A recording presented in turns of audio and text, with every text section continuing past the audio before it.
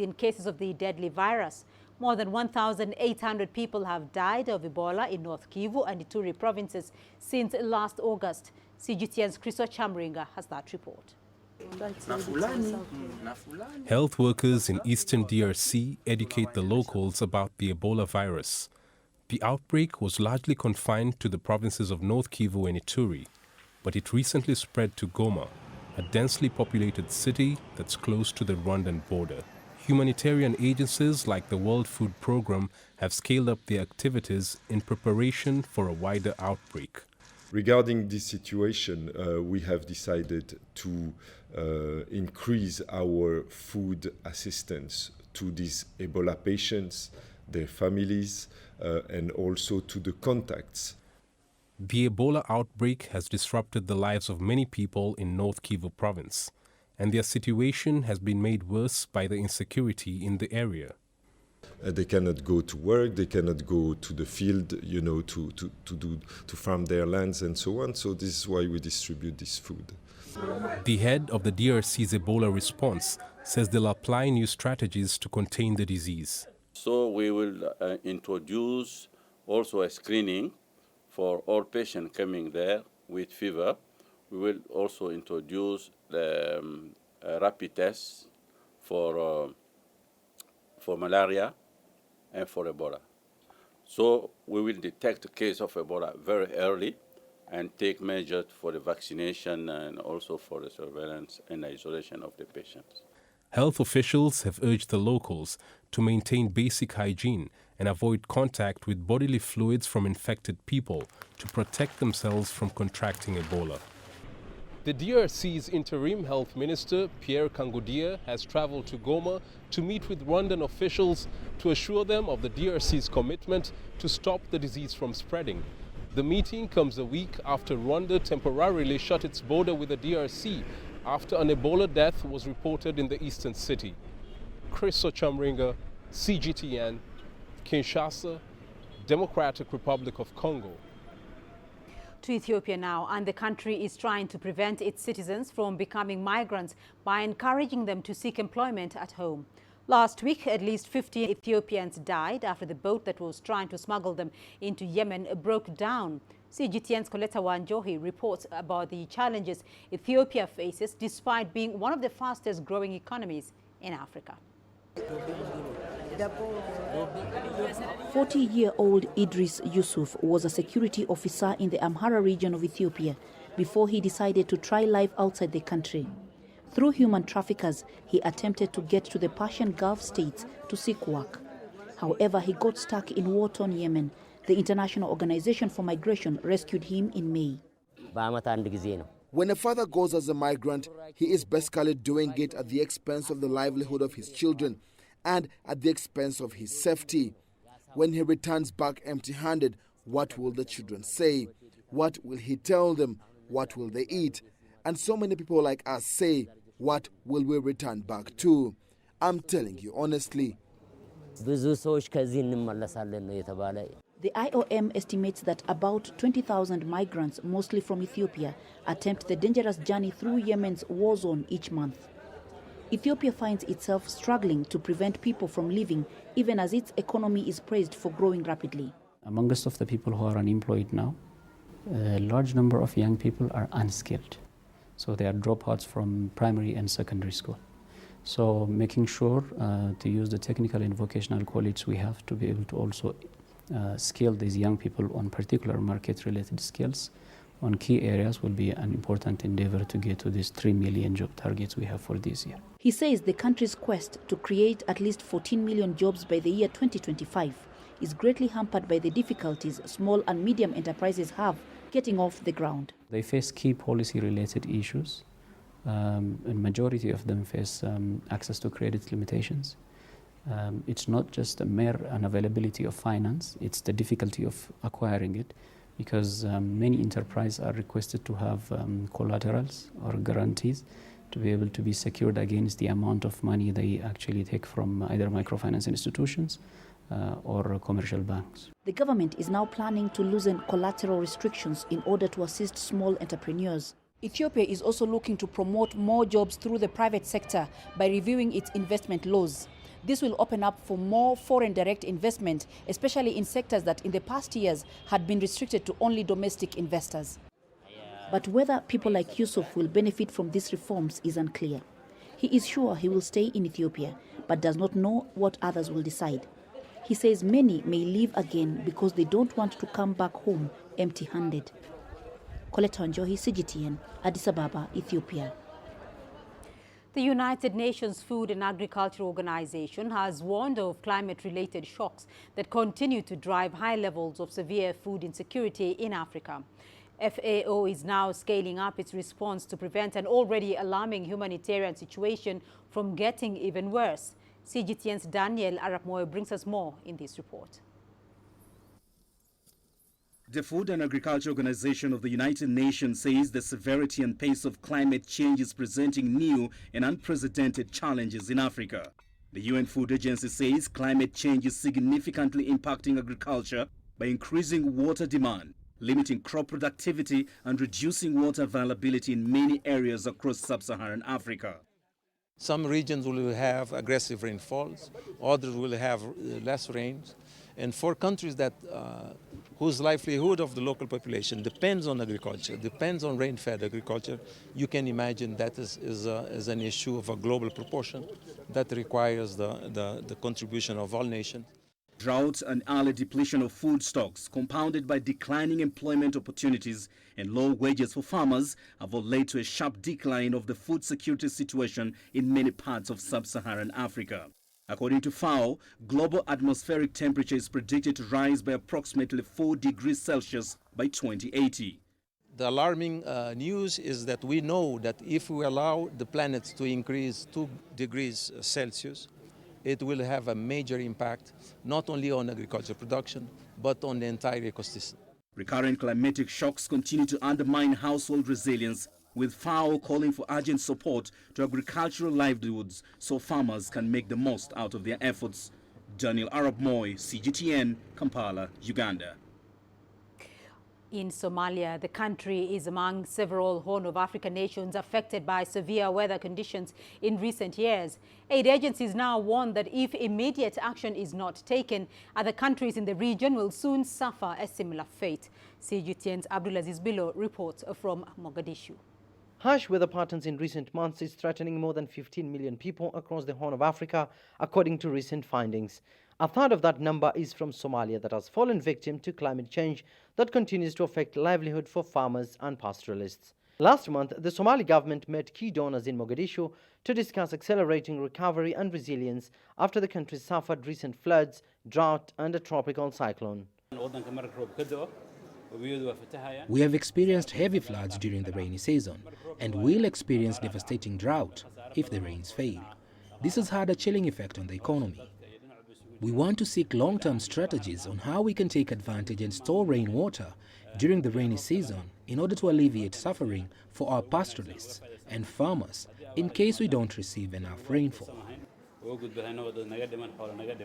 The government and partner aid agencies earlier this year launched a humanitarian appeal of over $1 billion to assist more than 3.4 million people displaced by drought and years of conflict. However, competing humanitarian crises in several parts of the world, including Yemen and Syria, has shifted the global attention from Somalia barely 6 years after a deadly famine killed 250,000 people here in Somalia, the worst humanitarian disaster to hit the Horn of African nation in more than 6 decades.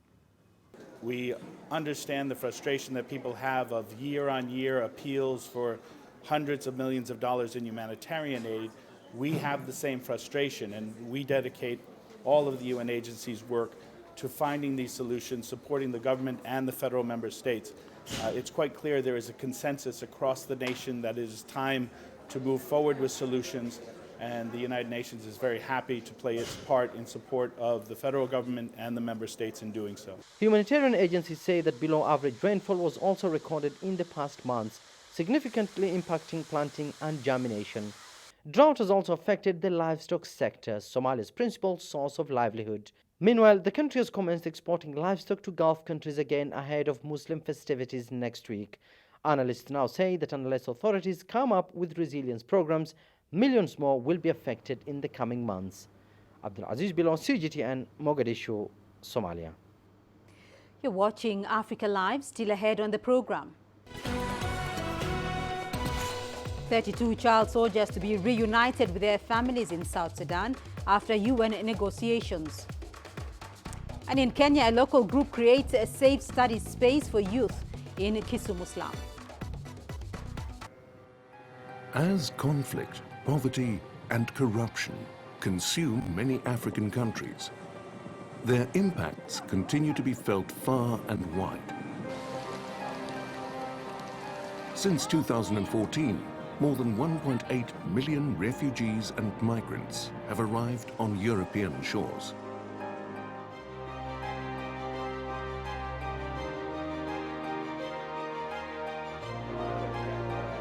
While some seek refuge, others hope for opportunities. Sicily is on the front line of Italy's migrant crisis. With tensions growing, we'll discover what the reality is like for those starting a new life and how the locals feel about having to share their home.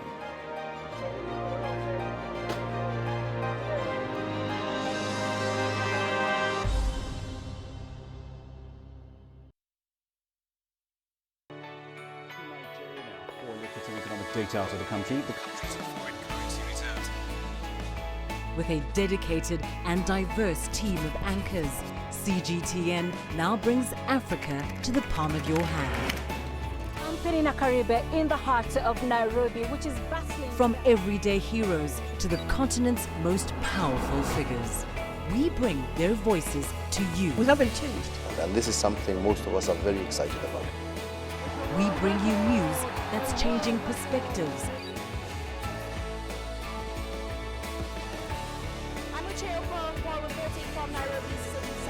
News that brings Africa to the world.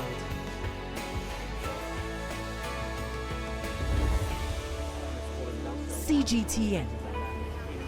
See the difference.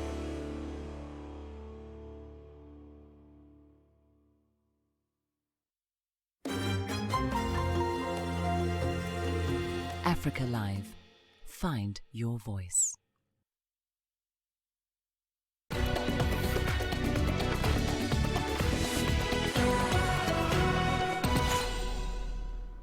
Former South Sudan child soldiers prepare to go back home after 3 months of negotiations by the United Nations, armed groups and other parties. The 32 boys were recently released from the ranks of the Sudan People's Liberation Army in opposition, a rebel group loyal to former Vice President Riek Machar.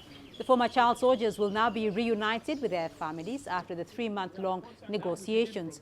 Last year, President Salva Kiir signed a peace agreement with rebel factions to end a civil war that has killed at least 50,000 people and displaced 2 million. Everyone was actually crying over the phone when we called them. Most of them, they told us that they were not certain to see their children again. So there were lots of emotions, and definitely they're waiting for them to go back. What has happened over the last few years, we have to end it. We have to find it in our hearts to reconcile and forgive ourselves and unite ourselves as brothers of one country who liberated this country together. Meanwhile, a peacekeeping patrol led by the United Nations mission in South Sudan is on a visit to the troubled town of Yei, south of the capital, Juba. The mission seeks to get first-hand stories about the threats communities face and to better understand what it needs to do to restore peace in the region. CGTN's Hannah Viviers has more. The South Sudanese town of Yei has in the recent past witnessed a surge in attacks by armed groups. Remnants of the attacks litter the roadside, but in some cases, very little evidence of the crime remains. Authorities describe the attacks as barbaric and are calling for lasting peace in the region. Let them heed to the call of peace, particularly protection of the civilian population. You cannot target a civilian who is very vulnerable, somebody who goes about his or her life just to earn a living to a market, and you target these civilians. I find that this is a land which is blessed by nature. It's bountiful, tremendous amount of potential for growth, development, but sadly, because of the conflicts, the people still continue to be miserable. The positive thing is that they are coming back. We see gradual movement, back into the villages, but large number of villages still have many houses which remain vacated, unoccupied. Local authorities estimate that at least 7,000 refugees have returned from neighboring Democratic Republic of Congo and Uganda. We are all the time receiving people back, and also we urge government partners, international organizations and local organizations to come and assess the situation, and then they come with support, because this is a very critical time, and we need the people to feel the peace that have been signed. Despite there being a significant reduction in political violence across South Sudan, sporadic clashes have continued in the town of Yei, causing immense suffering for the locals. We need this peace to prevail, especially we as women, since we are the ones who are suffering, caring, carrying and cooking for our children, and we have no schools for them. We are just sitting, even with no concentration, all due to war. It's hoped that if lasting peace can be secured in Yei, residents will be able to finally rebuild their lives and reclaim their reputation as the once prosperous breadbasket of South Sudan. Hannah Vivier, CGTN. Uganda's President Yoweri Museveni and Rwanda's Paul Kagame, once close allies, have exchanged public accusations of spying on each other's territory and political interference. The move has severed relations and disrupted trade since late February, when Rwanda abruptly closed the border, a major economic land route with Uganda. Recently, President Paul Kagame and his counterpart Yoweri met in Luanda in Angola and agreed to continue dialogue to find a lasting solution to differences that exist between the two countries. Here's CGTN's Michael Balaka, who spoke to an international relations expert on the issue. Thank you very much. I'm joined by Dismas Nkunda. Dismas Nkunda is an international relations expert. Dismas, Uganda and Rwanda have been at loggerheads in the last few months, last several months, and this is almost since the beginning of the year. What's the feud about? I think the feud has been, it depends on who you're asking. You can get an explanation from Rwanda, which is different from an expression that you can get from Uganda.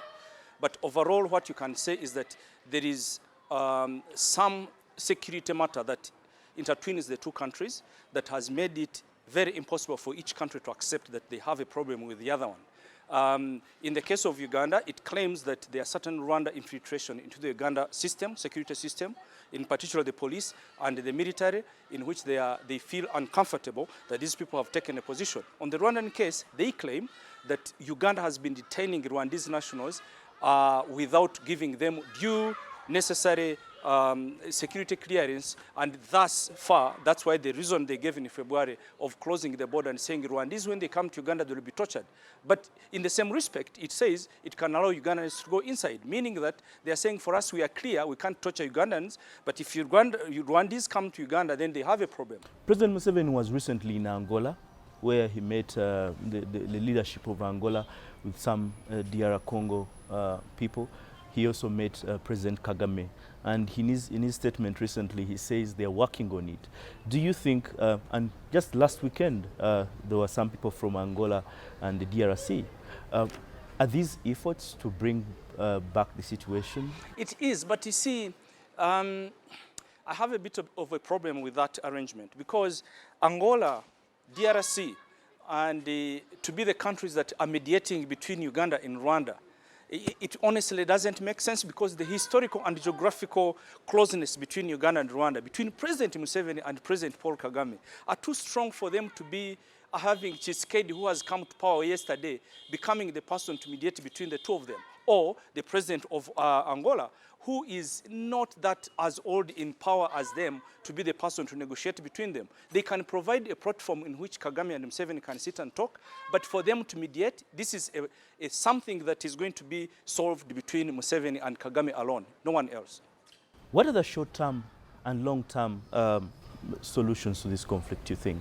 I think what has been happening between the two countries is a question of historical linkages. There has been a misunderstanding of saying, you know, Rwanda Uganda helped the Rwanda government to come to power. Rwanda helped the NRA come to power. So there is this help and push factors that exist between the two countries. So there has not been any mutual understanding of saying that is a country called Uganda, that is a country called Rwanda. Respect the sovereignty of Rwanda and respect the sovereignty of Uganda. The moment that is done and no one looks tries to become more sophisticated than the other, then the mutual respect that is expected of the two countries will exist. And with that, it comes with the point of how they relate at East African level, how they relate at the African Union level, and even at international level, and even bilateral talks. You do not want to belittle one head of state and saying his country might be small or yours might be bigger, and therefore you have an advantage of speaking or being to do things that make the other country feel bad. Thank you very much, Dismas. That was Dismas Nkunda, an international relations expert. Back to you. And in Nigeria, 109 women die every day from pregnancy-related risks. That's according to the country's First Lady, Aisha Buhari. In fact, 10% of global maternal deaths are in Nigeria. CGTN Samson Omale reports on why it appears difficult for the country to stem these numbers. Midwife Mary Ajang has not only professionally encountered difficult births, but had a near-death experience herself when she was pregnant. She recounts how she almost died during delivery. When my time of delivery came, I had high blood pressure, and the doctors had already given me 2 weeks to give birth, or else they'll have to operate on me. So when my labor started, I didn't have any money, and my husband also didn't have any money. And since it was late at night, I just gave birth at home. She was lucky to survive. For many other women in rural communities, the outcome is less fortunate. The absence of quality healthcare at primary and secondary hospitals is often blamed for a high maternal death rate in Nigeria. Finally, women decide to go to the hospital. More problems abound. The hospitals are not properly staffed. They are ill-equipped. Our usual no power, there's no light, there's no blood, there are no drugs. The same thing that is happening in various spheres of our national life, it's working there. So women still will die, even when they finally get to the hospitals, because those things are not available. So it's just a barrage of problems, facing women and causing women to die from childbirth. Essential life-saving interventions before and during delivery, diagnosing and treating newborn complications are often critical to the survival of the mother and newborn. Experts believe that the death of women during pregnancy or delivery can be reduced in Nigeria if there are significant improvements in the quality of healthcare services received at the primary and secondary healthcare centers. To address the high maternal and mortality rates, healthcare experts say more education is needed and the healthcare delivery system should be decentralized. One of the first things that need to be done is women education. If you will invest in educating women, it's a long-term plan, but if investment is put into educating women, a lot of things will change. It's believed that many maternal deaths in Nigeria are preventable. But key to achieving these will be significant funding for healthcare services in order to bring the death rate down. Samson Omale, CGTN, Jos, Nigeria. And staying in Nigeria, millions have been displaced by the decade-long insurgency in the country's northeast. Women and children suffer the most, often losing their husbands and fathers to Boko Haram attacks. Most of the displaced are now housed in camps across the country. Despite the odds, some are devising creative ways to earn a living rather than resorting to begging. Here's CGTN's Deji Batmos with a story of one young survivor. Since 2014, this camp in the outskirts of the Nigerian capital city of Abuja has been home to these displaced people from the town of Goza in the northeast Borno state. They were resettled here after Boko Haram insurgents invaded their communities. Many in the camp are women and children. Behind the smile on some of the faces here are stories of horror and torture from Boko Haram, but they are managing to forge ahead with life. Maimuna Ali came to this camp with her mother and siblings after Boko Haram overran their village and killed their father. With her education interrupted as a result of the incident, she has been making ends meet with her tailoring skills, which she learned from her mom since the age of 7. It's all from this tailoring business that we feed and take care of ourselves if any of our family members fall sick. We're 9 in my family, including my mom. My dad was killed by Boko Haram at our village 5 years ago. So it's from this business that we take care of all our needs. In fact, I thank God and my mother who taught me how to sew. I don't like begging, and this has ensured we don't beg for what to feed on. A number of younger girls in the camp are already learning the craft from Memuna. They've signed up as apprentices. But then Memuna has dreams bigger than the 4 walls of this camp. She hopes to get sponsorship to attend a fashion school to launch a career in designing.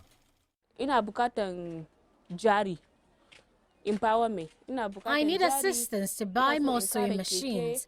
I also need a shop of my own so I can expand and grow the business to continue to assist my family and others. I also want to continue my education so that someday I can start my own fashion line. Memuna would probably not be sewing today if an NGO had not bought her the sewing machine she's currently using.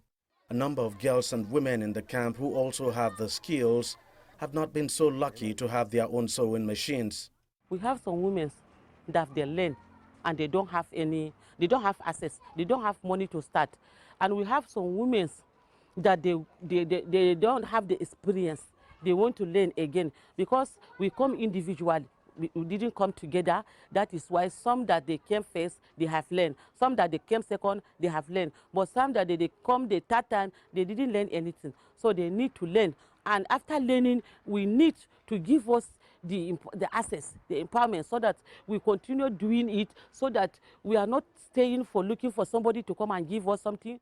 Another problem the camp is battling with is the number of children of school age who are not in school.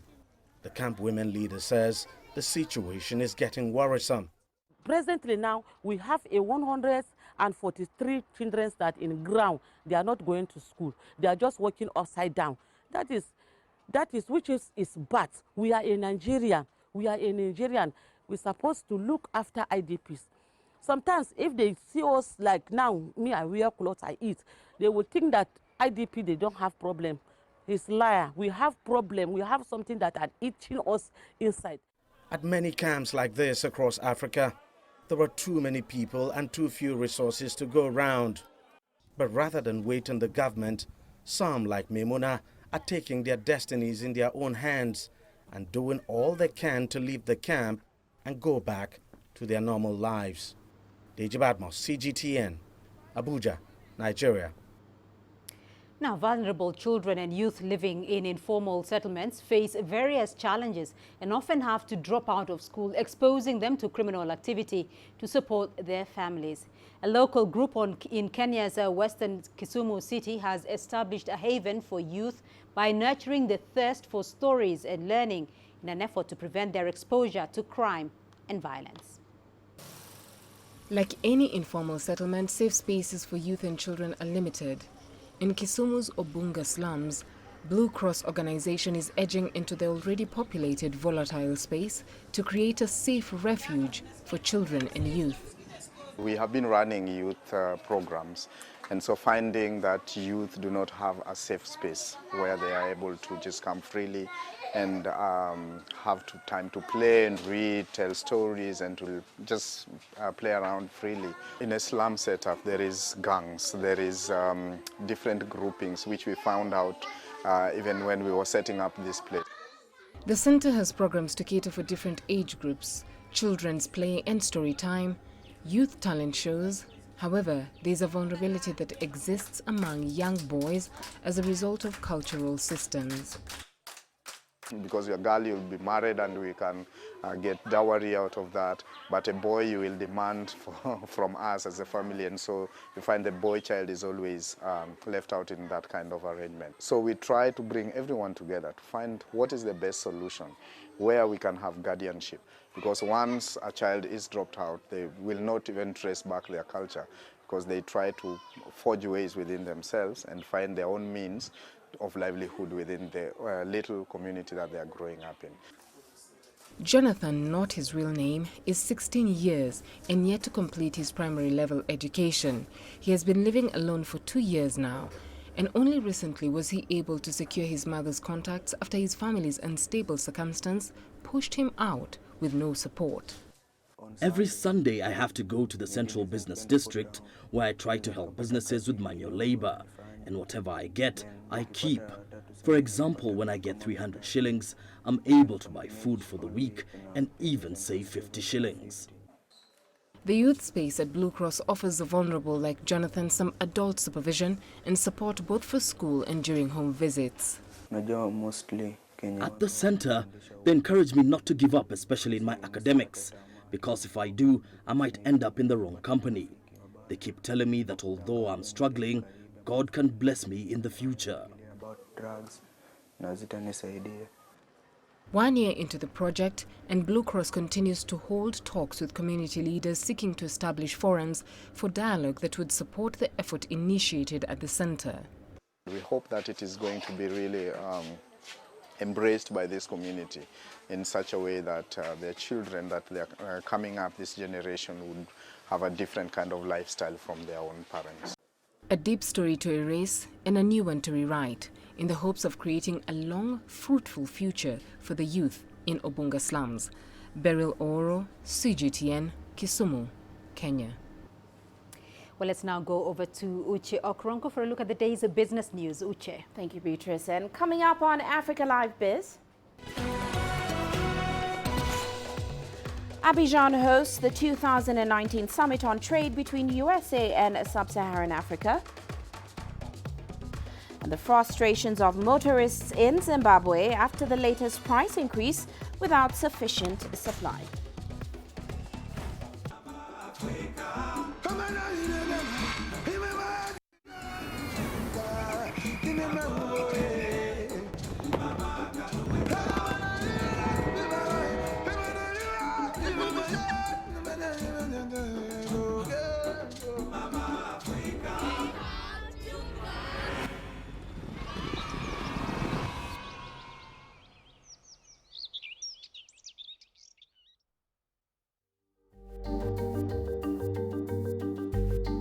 Africa Live. Find your voice.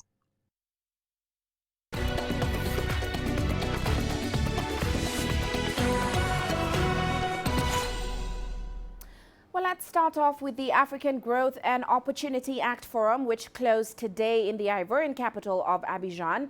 It was co-hosted by the United States and Cote d'Ivoire and brought together senior government officials from the United States and 39 sub-Saharan African nations. They discussed ways to boost economic cooperation and trade. Stakeholders from the private sector, civil society and regional economic communities also participated. Now, discussions focused on laying the groundwork for an even closer trade and investment partnership, especially on the back of the Africa Continental Free Trade Area.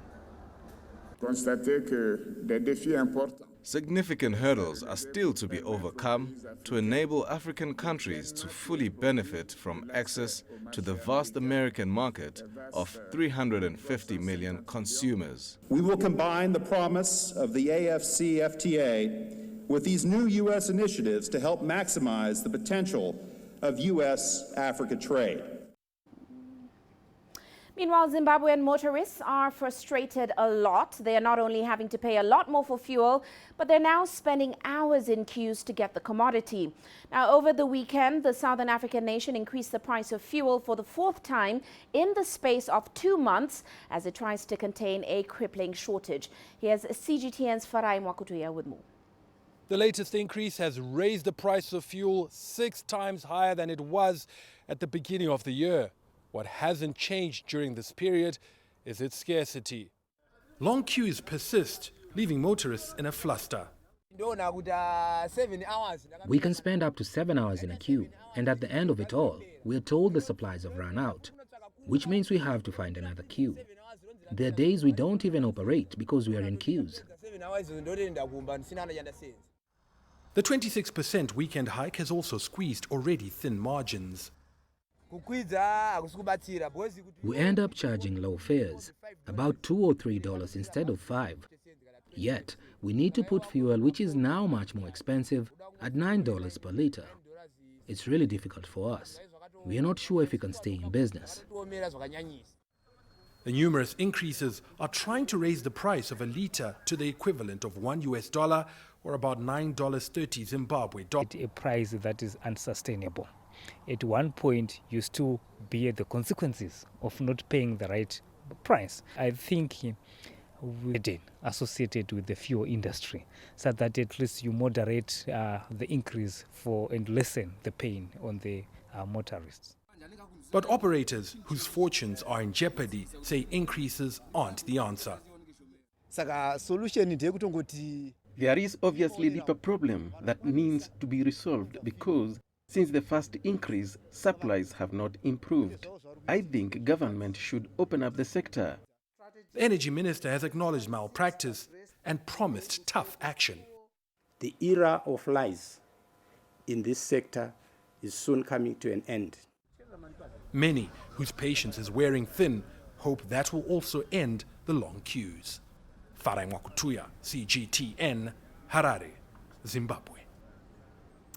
And staying in Zimbabwe, the country will ramp up its electricity imports over the next few weeks after it agreed to make payments to clear its debt to a regional power utility firm. The Southern African nation has endured 18-hour daily power cuts since May as a result of a prolonged drought that has reduced output at its largest hydro plant. Now, the Secretary for the Ministry of Finance, George Guvamatanga, did not name the supplier to receive weekly payments. Zimbabwe typically buys electricity from South Africa's Eskom and Hydro Cahora Bassa of Mozambique. The agreement should see the country receive an additional 400 megawatts of electricity a month starting from this week. And in South Africa, 6.7 million people are struggling to put food on the table, with the rate of unemployment at its highest level since 2008. Now, a labor force survey indicates that more job cuts across a host of sectors are set to continue into the next few years. Well, CGTN's Daniela Pearson tells us more. Nosma Magona lives in Alexandra Township, an informal settlement for thousands in the city of Johannesburg. She once worked as a waitress, but has been unable to find a job for the last 6 months. The mother of 6 primarily depends on government grants to provide for her children. But with her monthly allocation of $20 per child, it's simply not enough to cover even the most basic of expenses.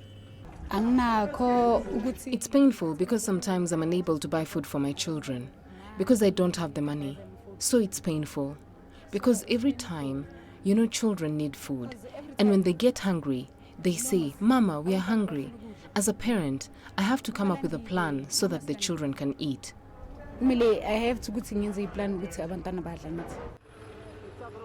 There's been a sharp rise in jobless claims over the last year. According to the Labour Department, claims rose by 21% to 9.2 billion rand. Looking into the next few years, the National Treasury said unemployment payments would increase to nearly 16 billion rand by 2021. It's month end, now I have to be looking for specials. My little brothers get a son, I have to go buy nappies, I have to be looking specials, I have to go buy food. I mean, I'm the only sole breadwinner at the age of 30. Or else it's traumatic. I'm looking after 2 21-year-olds and a 1-year-old.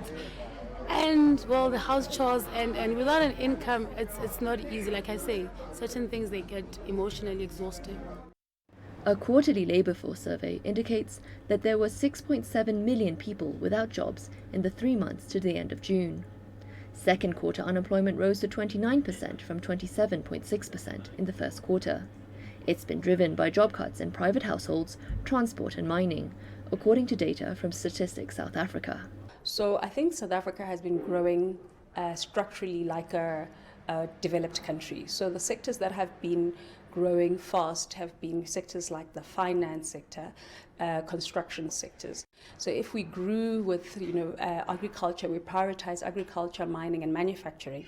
These are high labor absorbing sectors. They don't require the high skills. They're export driven and we get revenues from them. There are fears that it will be difficult to create jobs given South Africa's shrinking economy. President Ramaphosa has promised to create 100,000 new jobs as the core of his recovery pledge, but analysts doubt he will be able to achieve this target. Labour unions, which supported Ramaphosa's campaign, have now threatened to embark on strikes over retrenchments. Daniela Pearson, CGTN.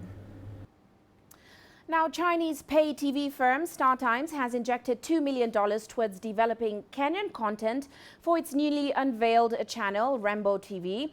It will mainly target women with local programs. The company has partnered with over 30 content developers in the country to ensure that the firm is constantly fed with fresh content as it steps up competition in the pay TV segment. The channel, which has a bias for reality television shows, has a language policy for its content that is set to ensure that 60% of the programs are done in Swahili, 30% in English and 10% in vernacular languages. Now, Rainbow TV will be aired across Kenya, Tanzania and Uganda. And that's all for now on Africa Live Biz. But coming up on Global Business Africa, the government in South Africa is under fire for its handling of the Eskom debt burden, and general economy will be seeking some answers too. Of course, all that coming up top of the hour. For now, back to you, Beatrice. Uche, thank you. And we still have more news for you here in the program. Here's what's ahead. A Chinese ballet troupe performs at the 55th Carthage Festival in Tunisia.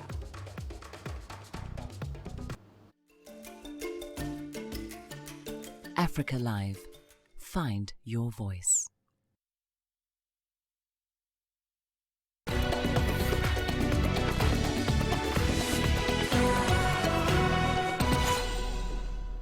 Let's go straight to Tunisia, where the Liu Zhou Song and Dance Troupe of South China's Guangxi Shuang Autonomous Region is a professional song and dance performing group. The troupe took part in the 55th edition of the International Carthage Festival in Tunisia. Over 30 talented artists from China have been applauded by Tunisian spectators at the prestigious Carthage Festival. This troupe was created more than 3 decades ago. It is not the first visit of the professional song and dance performing group to the North African country.